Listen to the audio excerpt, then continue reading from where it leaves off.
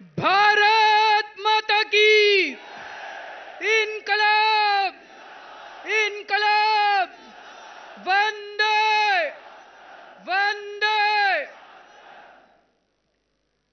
बहनों भाइयों माताओं बुजुर्गों, दे दो उनकी, ले लो कंप्लेन, ले लो उनसे। अरे सर जांच कराएंगे, आप चिंता क्यों करते हो?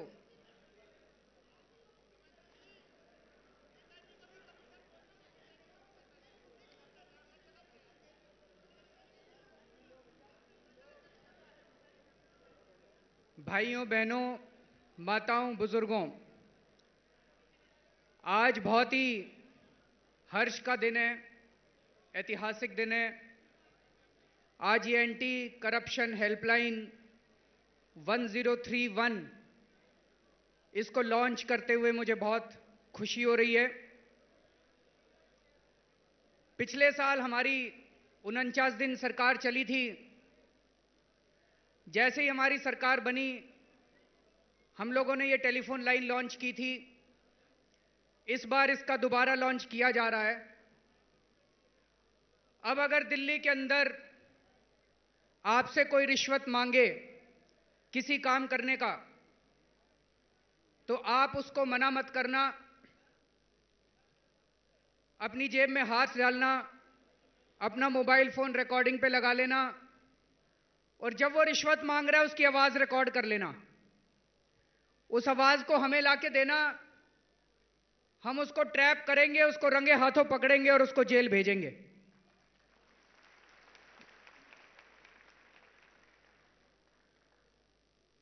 दोस्तों, दिल्ली के लोगों ने आम आदमी पार्टी को 67 सीट दी है, ऐतिहासिक विजय दी है, इतना बड़ा बहुमत।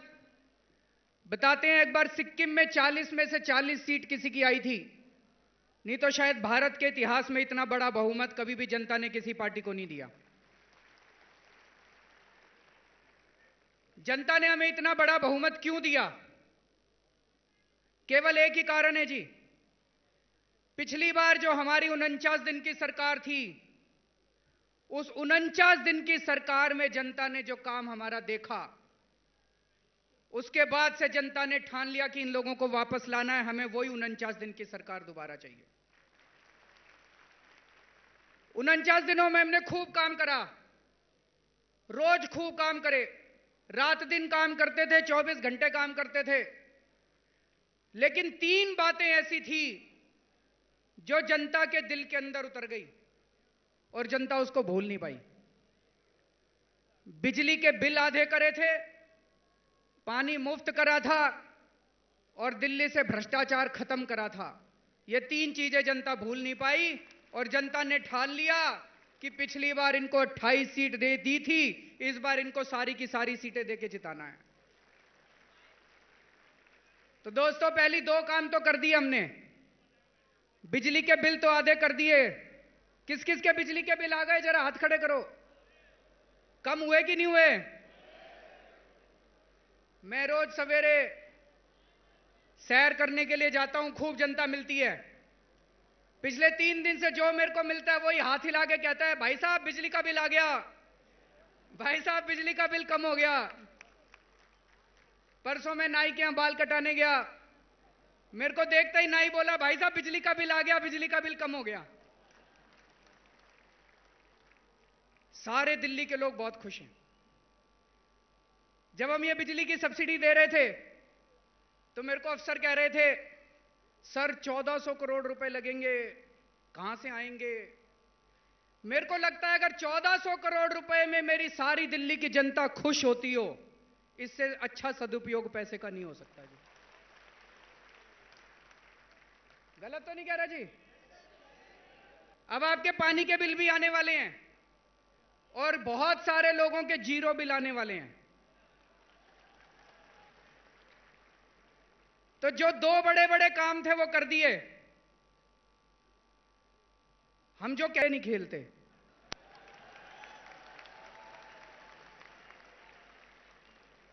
अब तीसरा बड़ा काम करना है। और वो है दिल्ली से भ्रष्टाचार दूर करना है। वैसे मैं पूरे देश के लोगों से अपील करना चाहता हूं कि अगर दिल्ली के अंदर बिजली के दाम आधे हो सकते हैं तो पूरे देश के अंदर भी हो सकते हैं। तो दिल्ली के बाहर के लोग अपने अपने मुख्यमंत्रियों से, अपनी अपनी सरकारों से वो आवाज लगाएं और उनसे कहें कि भाई अगर दिल्ली के अंदर आम आदमी पार्टी की सरकार बिजली पानी के बिल कम कर सकती है तो तुम भी करो, तुम भी करके दिखाओ। दूसरा, बिजली के बिल पुराने बहुत ज्यादा आए हुए हैं और बहुत गड़बड़ बिल हैं, है कि नहीं है? और पानी के भी बहुत गड़बड़ बिल आए हुए हैं पुराने। कई बिलों को हमने स्टडी कराया है और उनको भी, उसका भी कोई प्लान बना रहे हैं, उनको भी ठीक कराएंगे, पुराने बिलों को भी। लेकिन आज हम अपना तीसरा वादा पूरा करने के लिए इकट्ठे हुए हैं। आज हम दिल्ली के अंदर करप्शन की वही टेलीफोन लाइन शुरू कर रहे हैं जो हम लोगों ने पिछले साल 49 दिन की सरकार में की थी। आज से, जैसा मनीष ने बताया, 4 साल पहले, पूरे 4 साल पहले, मेरे को याद है 5 अप्रैल 2011 का दिन था जब अन्ना हजारे जी के साथ जंतर मंतर के ऊपर हम लोगों ने भ्रष्टाचार के खिलाफ आंदोलन छेड़ा था। हम लोगों ने भी खूब झंडे उठाए, खूब नारे लगाए। हम लोग भी कहा करते थे भ्रष्टाचार मुक्त भारत, भ्रष्टाचार मुक्त भारत। लेकिन एक दिल के कोने में एक प्रश्न होता था कि यार ये भ्रष्टाचार मुक्त भारत हो सकता है क्या? भारत से भ्रष्टाचार मुक्त खत्म हो सकता है क्या? कई बार सोचा करते थे। कई लोग कहा करते थे कि भारत के लोग तो जन्मजात भ्रष्टाचारी हैं जी, इनके तो खून में भ्रष्टाचार है, भ्रष्टाचार खत्म हो ही नहीं सकता। मेरा दिल नहीं मानता था। मेरे को लगता था भारत के लोग बहुत अच्छे हैं। हमारे भारत के लोग जब अमेरिका जाते हैं, उनके बड़े बड़े रॉकेट बनाते हैं। ये जितनी एमएनसी हैं, बहुराष्ट्रीय कंपनियां हैं, इनको देख लो, इनके टॉप के ऊपर सारे भारत के लोग मिलेंगे हर जगह। अमेरिका वालों का रॉकेट नहीं चले अगर भारत के लोग नहीं हो तो। फ्रांस जाते हैं, इंग्लैंड जाते हैं, बड़ा बड़ा नाम कमाते हैं हमारे भारत के। अपने देश में आते हैं तो फेल हो जाते हैं, कुछ ना कुछ व्यवस्था में गड़बड़ है। तो मेरा दिल कहता था भारत के लोग तो बहुत अच्छे हैं, व्यवस्था खराब है। लेकिन फिर भी लगता था कि ये भ्रष्टाचार कैसे खत्म होएगा। तो एक जुनून था भ्रष्टाचार मुक्त भारत के लिए। लेकिन दिल में एक प्रश्न भी था। 49 दिन की सरकार के अंदर, भाई साहब, ये मैं नहीं कह रहा, सारी दिल्ली की जनता कहती है, 49 दिन की सरकार के अंदर दिल्ली में भ्रष्टाचार, मैं ये नहीं कहूंगा 100%, लेकिन कम से कम 70% भ्रष्टाचार कम हो गया था 49 दिन में। ये कोई छोटी बात नहीं है जी। 49 दिन में जो 65 साल में ये दूसरी पार्टियां नहीं कर पाई, 49 दिन के अंदर आम आदमी पार्टी की सरकार ने करके दिखा दिया। तो जैसा मैंने कहा, पहले हमारे अंदर जुनून था, अन्ना आंदोलन के समय जुनून था कि भ्रष्टाचार मुक्त भारत लेके रहना है। लेकिन उस 49 दिन की सरकार के बाद आज हमारे अंदर कॉन्फिडेंस है कि भारत को भ्रष्टाचार मुक्त हम कर सकते हैं।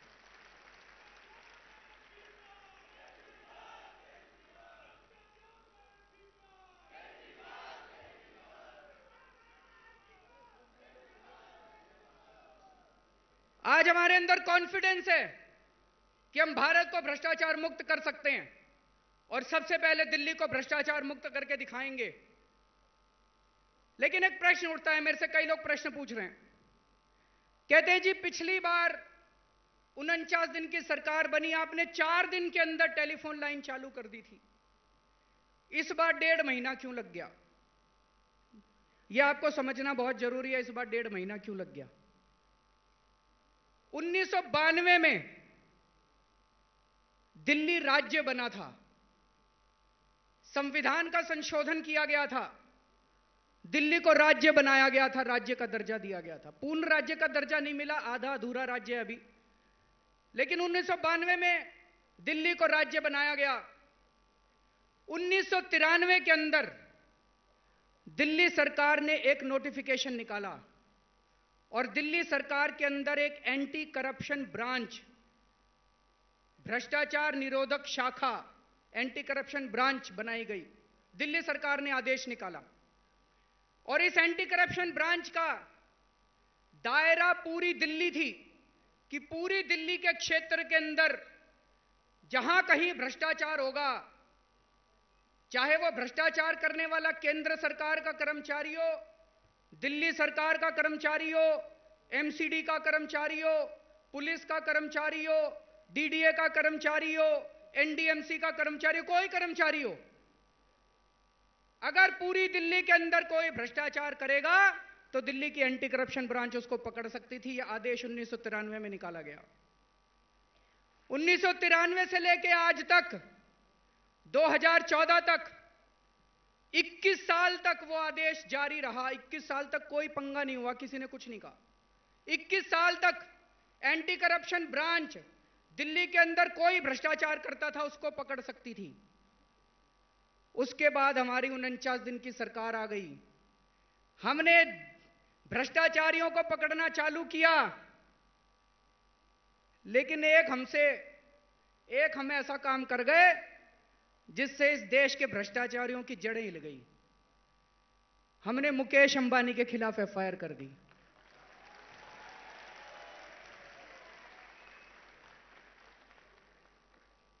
हमने मुकेश अंबानी के खिलाफ एफआईआर कर दी।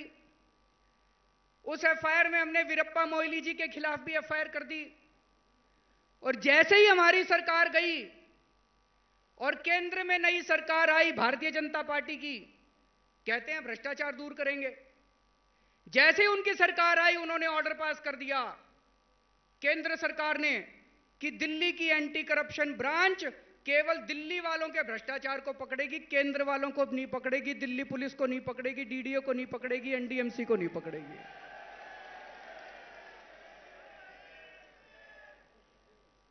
तो अगर अब हमारी सरकार आई तो इन्होंने ये ऑर्डर पास क्यों करा?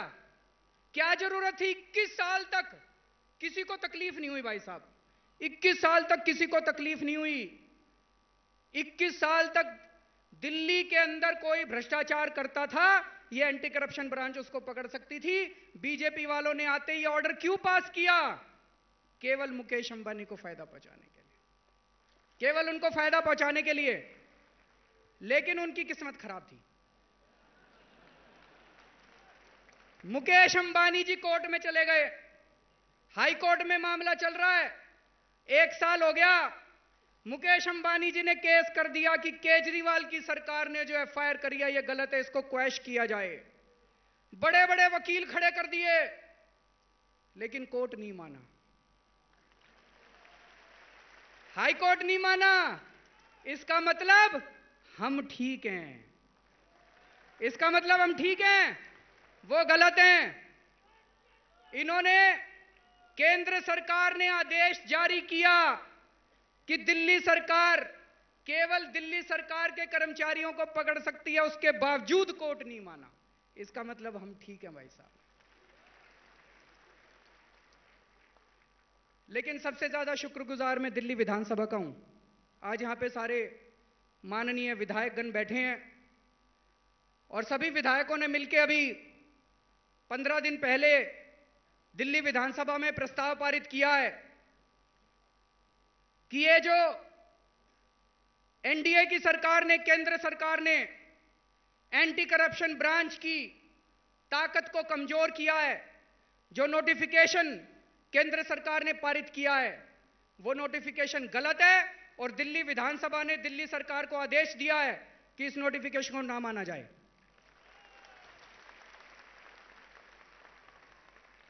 दिल्ली विधानसभा का आदेश हमारे सरमाथे के ऊपर है। इस नोटिफिकेशन को हम लोग नहीं मानते और आज दिल्ली की हेल्पलाइन लॉन्च की जा रही है। पूरी दिल्ली के अंदर कहीं भ्रष्टाचार अब आपको दिखाई दे, चाहे कोई विभाग हो, किसी भी सरकार का विभाग हो, आप इस फोन के ऊपर फोन करना और उसके खिलाफ एक्शन लिया जाएगा। दोस्तों, भ्रष्टाचार इस देश के अंदर कोड़ बन गया है, कोड़। जब तक इस बीमारी को दूर नहीं किया जाएगा तब तक ये देश प्रगति नहीं करेगा।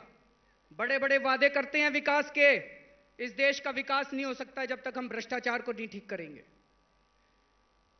बहुत नेता आए, सारे नेता खराब नहीं होते, कई नेता ईमानदार नेता आए, लेकिन ऐसा क्यों हुआ कि ईमानदार नेता भी इस भ्रष्टाचार को दूर नहीं कर पाए अभी तक? ऐसा क्यों हुआ? क्योंकि हम लोगों ने देखा कि वो नेता खुद तो ईमानदार हैं, उनकी कैबिनेट में सारे पैसे खा रहे हैं, उनकी कैबिनेट में सारे पैसे खा रहे हैं और खुद आंख बंद करके बैठ जाते हैं। ये नहीं चलेगा, वो ईमानदारी किसी काम की नहीं है। ऐसे बहुत सारे नेता देख लिए। कल को अगर मनीष सिसोदिया चोरी करेंगे तो मनीष सिसोदिया केजरीवाल का कुछ नहीं लगता, उसको जेल जाना पड़ेगा।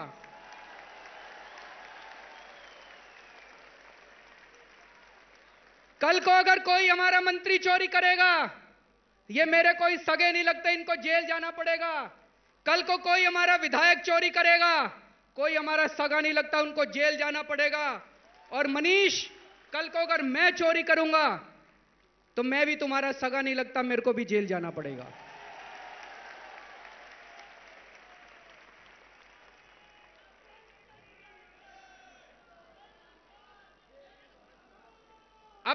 अपनों के खिलाफ एक्शन लेने की हिम्मत होनी चाहिए, तब भ्रष्टाचार रुकेगा। ऐसे भ्रष्टाचार नहीं रुकता। दूसरी चीज, हम लोग सुनते हैं, आपस में बात करते हैं ना, कहते साहब ये नेता तो बड़ा ईमानदार है पर पार्टी के लिए पैसे लेता है। साहब पार्टी के लिए पैसे ले लिए, जनता तो लुट गई। अभी मैं सतेंद्र भाई से बात कर रहा था, ये हमारे स्वास्थ्य मंत्री हैं, ये बता रहे थे कि एक एक पर बेड कॉस्ट, हमारे सरकारी अस्पतालों में एक एक बेड पर बेड अस्पताल बनाने की जो कॉस्ट है 1 करोड़ रुपए आती है। और ये बता रहे हैं 25 लाख में ये काम हो सकता है। तो चाहे नेता खुद पैसे ले, चाहे पार्टी के लिए पैसे ले, जनता तो लुट गई भाई साहब। वो 75 लाख रुपए पर बेड तो चले गए, चाहे वो नेता के अकाउंट में जाएं चाहे पार्टी के अकाउंट में जाएं। आम आदमी पार्टी ने ये सब धंधा नहीं करना। हम लोग चुनाव, हमारी पूरी पार्टी, सारे विधायक मिलके, 70 विधायकों ने मिलके 15 से 20 करोड़ रुपए में चुनाव लड़ा था भाई साहब। वो चंदा आप ही लोगों ने दिया था। और दूसरी पार्टियों वाले एक एक एमएलए 15-15 करोड़ रुपए खर्च कर देते हैं, 20-20 करोड़ रुपए खर्च कर देते हैं। तो भ्रष्टाचार तो भाई साहब एक ही पार्टी इस देश में लड़ सकती है, आम आदमी पार्टी। हमारे नेता भी ईमानदार हैं, अपनों के खिलाफ एक्शन लेने की भी हमारे अंदर हिम्मत है। और दोस्तों, हमें अपनी पार्टी के लिए इस तरह से चंदा इकट्ठा करने की जरूरत नहीं है। जो पार्टियां 10-10 हजार करोड़ रुपए खर्च करके चुनाव लड़ती हैं, वो कभी इस देश से भ्रष्टाचार दूर नहीं कर सकती। दोस्तों, जब से हमारी सरकार बनी है, तब से मेरे खिलाफ, मेरी सरकार के खिलाफ एक बहुत बड़ा षड्यंत्र रचा जा रहा है, बहुत बड़ी साजिश रची जा रही है इस देश के अंदर। किसी भी तरह से इन लोगों को बदनाम करो, किसी भी तरह से इन लोगों को सफल नहीं होने दो। आज कोई खड़ा होके केजरीवाल को 2 गालियां दे दे, ब्रेकिंग न्यूज आ जाती है, केजरीवाल पे किया हमला। अगर किसी ने 24 घंटे के अंदर ख्याति प्राप्त करनी हो, मेरे को गालियां देनी चालू करो, ये सारे कैमरे वाले पहुंच जाएंगे। ब्रेकिंग न्यूज होगी, ब्लॉग लिख दो मेरे खिलाफ, ट्विटर पे लिख दो मेरे खिलाफ। ऐसा क्यों हो रहा है? ये बहुत बड़ी साजिश है भाई साहब।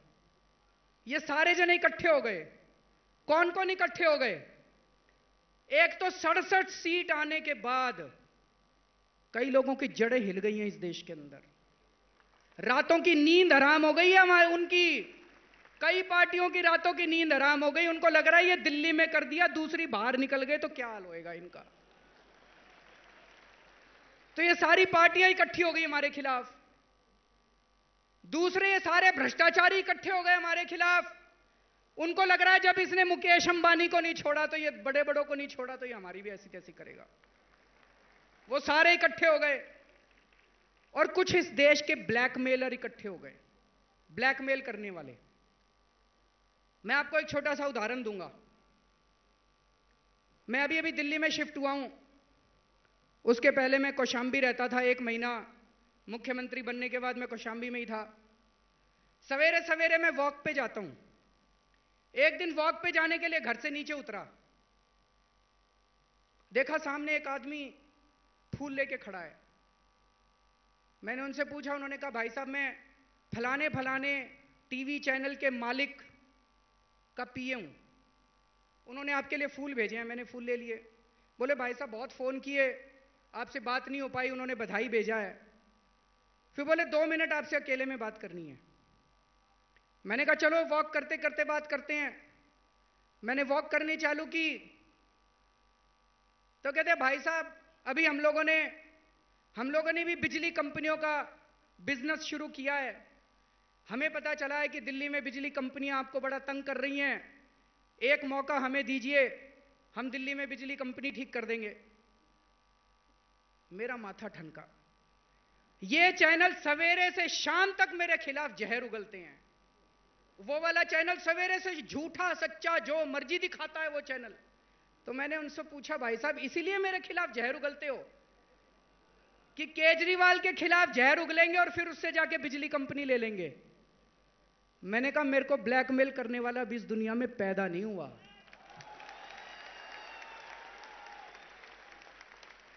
मैंने कहा कोई गलत काम नहीं किया, मैंने कोई गलत काम नहीं किया, मैं क्यों ब्लैकमेल होऊंगा? तुमको मेरे खिलाफ जो झूठा सच्चा दिखाना है दिखाओ। इस देश की जनता बड़ी सियानी है, तुम लोगों ने हराने में हमें कोई कसर नहीं छोड़ी थी, फिर भी 67 सीट दे दी इस देश की जनता ने हमें। तो दोस्तों ये सारे इकट्ठे हो गए ब्लैकमेलर। मैं ये नहीं कह रहा, बहुत सारे मीडिया में बहुत अच्छे लोग हैं, बहुत अच्छी पत्रकारिता करते हैं, लेकिन कुछ लोग हैं जो इस किस्म का धंधा भी करते हैं और बीच बीच में पकड़े भी जाते हैं। लेकिन भाई साहब जनता साथ है, मैं जनता के बीच में रहने वाला आदमी हूं। कल को कुछ गलत काम करूंगा, मेरे को पता चल जाएगा जनता नाराज है मेरे से। जनता साथ है, सच्चाई के रास्ते पे चल रहे हैं, ईश्वर हमारे साथ है दोस्तों, हमें चिंता करने की जरूरत नहीं है। यहां पे बहुत सारे हमारे प्रिंसिपल सेक्रेटरीज भी आए हुए हैं, सेक्रेटरीज आए हुए हैं, हेड्स ऑफ द डिपार्टमेंट आए हुए हैं। मैं 2 शब्द उनके लिए कहना चाहता हूं। एक तो ये कि कल के बाद एक फॉर्मेट आप सब लोगों को भेज देंगे। आपको अपने अपने डिपार्टमेंट में कई जगह वो बोर्ड लगाने हैं, यही वाले बोर्ड की अगर इस डिपार्टमेंट में कोई आपको रिश्वत मांगे तो मना मत करना, सेटिंग कर लेना, उसकी आवाज रिकॉर्ड कर लेना। वो फॉर्मेट आपको भेज देंगे, सारे डिपार्टमेंट्स में लगाने हैं। दूसरा, पिछली बार जब 49 दिन की सरकार बनी थी तो मेरे को पता चला कि कई अधिकारियों ने अपने कमरे में मोबाइल अलाउ करना बंद कर दिया। तो ये भी बोर्ड लगाना है भाई, मोबाइल अलाउ करना पड़ेगा सबको अपने कमरे में, ये भी बोर्ड लगाएंगे। मैं भी अपने कमरे में सबको मोबाइल के साथ, ये खूब स्टिंग करते हैं मेरे, खूब चलाते हैं ये लोग, करने दो ना। अगर गलत काम नहीं किया तो किससे डरना? किसी से नहीं डरना इस दुनिया के अंदर, बस ऊपर वाले से डरना और किसी से नहीं डरना। अगर गलत काम करेंगे तभी डरना है, गलत काम नहीं करेंगे तो करने दो, जो स्टिंग करता है करने दो। तो ये भी अपने को बोर्ड लगाने हैं। और मैं सारे अधिकारियों को आज एक बात कहना चाहता हूं, आप ईमानदारी से काम करो। 100 काम करोगे, 10 कामों में गलतियां भी होंगी, इंसान है हम, गलतियां करते हैं, गलतियां भी होंगी। गलतियां करने से डरना नहीं है, कोई भी गलती करेगा मैं आपके साथ खड़ा हूंगा, मजाल जो आपका कोई बाल भी बांका कर दे, मैं आपके पीछे चट्टान की तरह खड़ा हूंगा, किसी को कुछ नहीं करने दूंगा। लेकिन अगर बेईमानी कोई करेगा तो मेरे से बड़ा दुश्मन नहीं है, जहन्नुम तक पीछा करूंगा मैं उसका।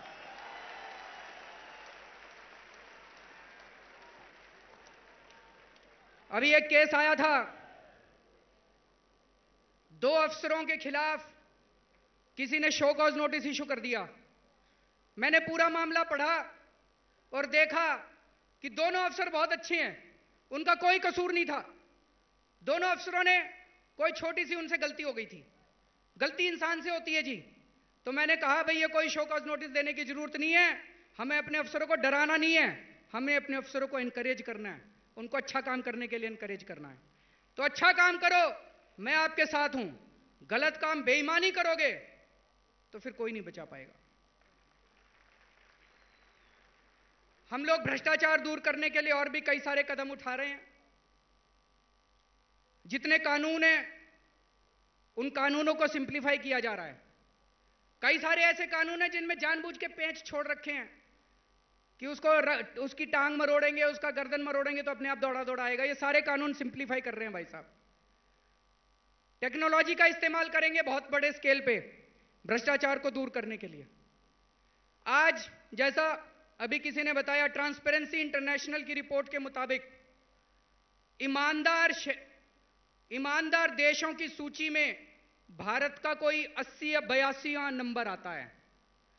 मैं आज आपको यह यकीन दिला रहा हूं, 5 साल के अंदर मैं बड़ी बात नहीं करता, ईमानदार शहरों की सूची में दिल्ली को कम से कम टॉप के 5 शहरों के अंदर, दुनिया के टॉप के 5 शहरों के अंदर लाके खड़ा कर देंगे। दुनिया के टॉप के 5 शहरों के अंदर दिल्ली को लाके खड़ा कर देंगे।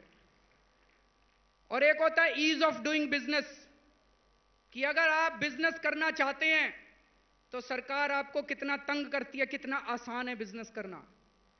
उसमें भारत का नंबर 142वां है या 145 ऐसे कुछ है।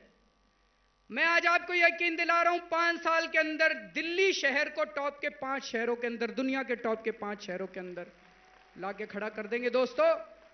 लेकिन फिर से मैं कहना चाहता हूं, यह काम मैं अकेले नहीं कर सकता। मैं बहुत छोटा आदमी हूं। आज जो कुछ भी हूं सब आप लोगों की वजह से हूं, आप लोगों के प्यार और आपकी मोहब्बत की वजह से हूं दोस्तों। हमें दिल्ली को आगे बढ़ाना है और सब लोगों को मिलकर आगे बढ़ाना है, और इसमें खास तौर से युवाओं को आगे आके एक्शन लेना पड़ेगा। आप सब लोगों का बहुत बहुत शुक्रिया। आप इतनी भारी संख्या में आज यहां पे आए, हमारा उत्साह वर्धन किया। आप सब लोगों का बहुत बहुत शुक्रिया। खबरों की दुनिया में आइए, हमारे साथ कहीं भी और कभी भी जुड़िए। हम मिलेंगे फेसबुक पर, हम दिखेंगे यूट्यूब पर, हमें फॉलो कीजिए ट्विटर पर। खबरों के साथ बने रहिए रात दिन।